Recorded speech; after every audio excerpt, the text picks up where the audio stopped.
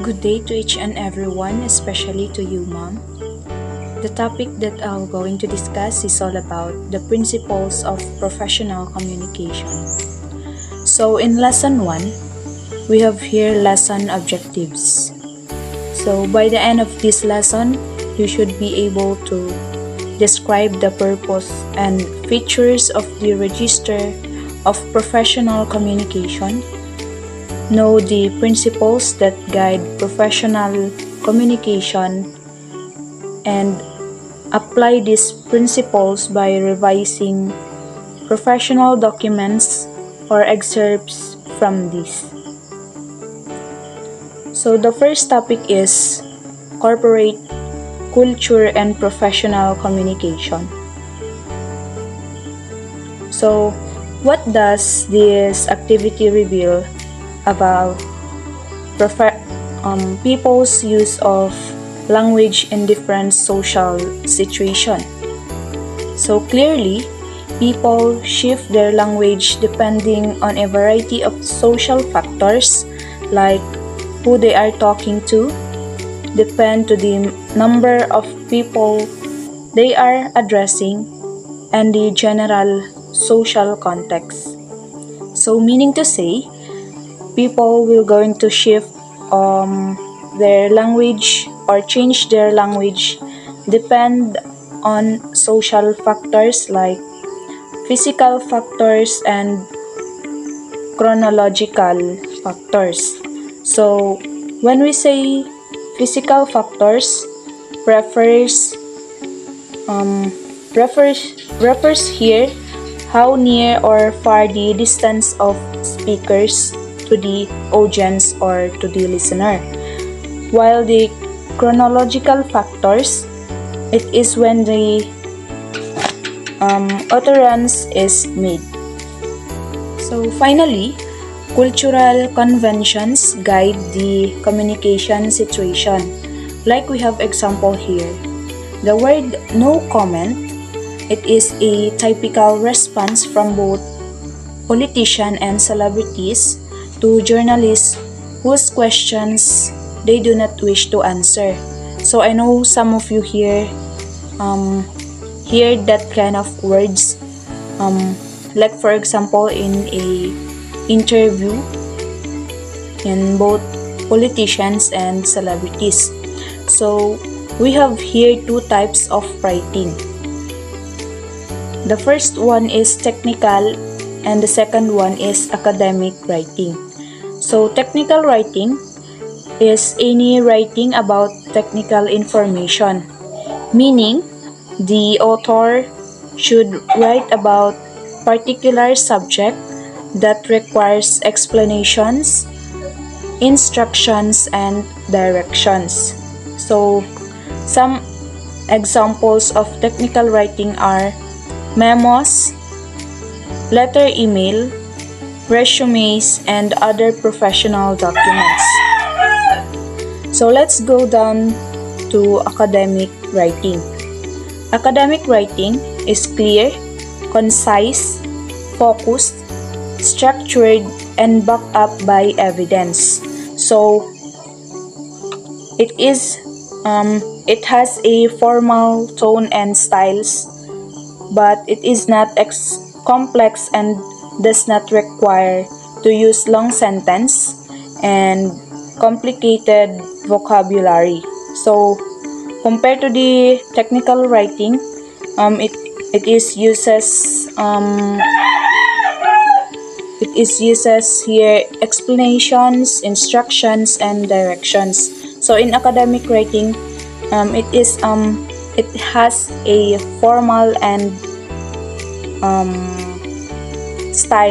formal tone and style. So according to William S. Pfeffer, year 2013, the purpose of academic writing is to generate new knowledge in a particular branch. So while the purpose of professional communication is to get something done with or within in an organization. So in academic writing, according to preferred year 2013, it should be depth, logic, clarity, unity, grammar. So the grammar should be correct, and critical thinking are the criteria for evaluating. While for professional writing, what really matter more is the clear and simple organization of ideas in a format that meets the needs of busy readers. So, Locker and Kensler, year 2013, in Business and Administrative Communication, further illustrate the stylistic differences between the language used in conversations, traditions, or traditional research papers, and professional writing. So when we say conversational style, use in speech and informal style or writing. So uses short words or simple words, slang expressions, and constructions. So from the definition given itself, it used in speech and informal writing, simple words, and also simple words. So meaning to say, it is like normal conversation between the speaker and reader or the audience. So first or second person perspective are being used here, and also it contains reference to personal experience. So let's proceed to traditional term paper style. So in contrast, is more formal. First and second person pronouns such as I, we, and you are used minimally, and one may be used as a substitute for this. So meaning it is contrast in conversational style. It is more formal. It features many abstract, academic, or technical terms, and few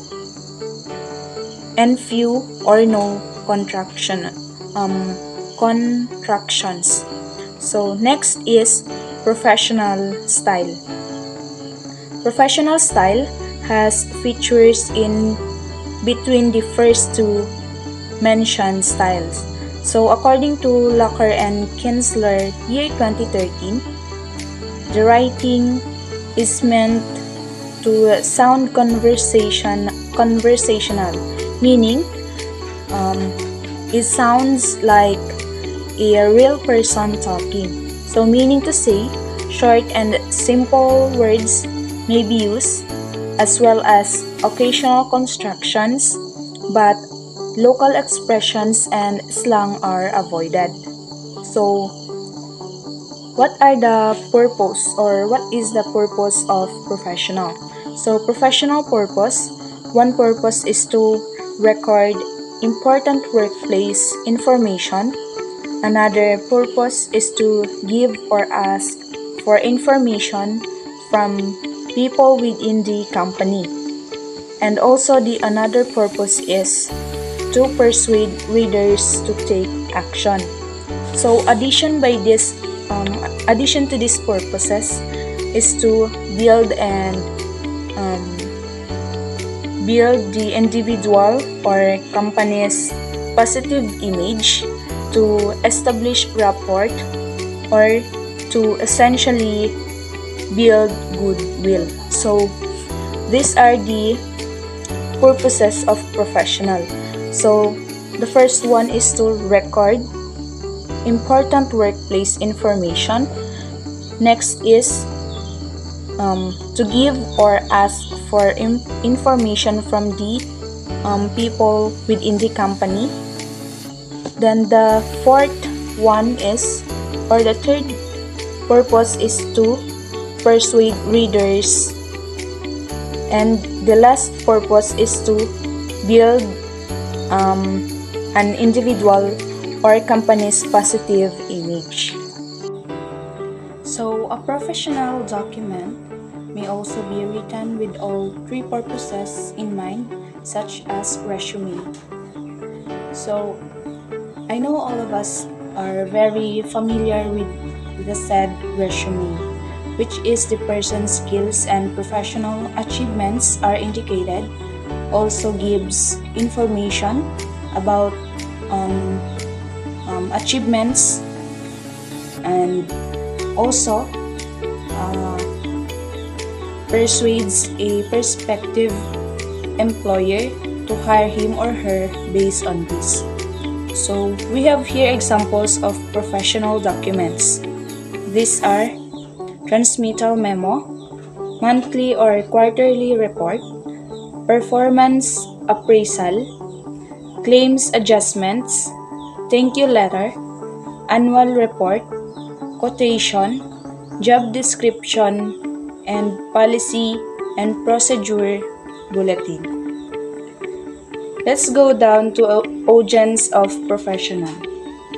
Professional writing targets a specific audience, sometimes one reader but sometimes multiple readers.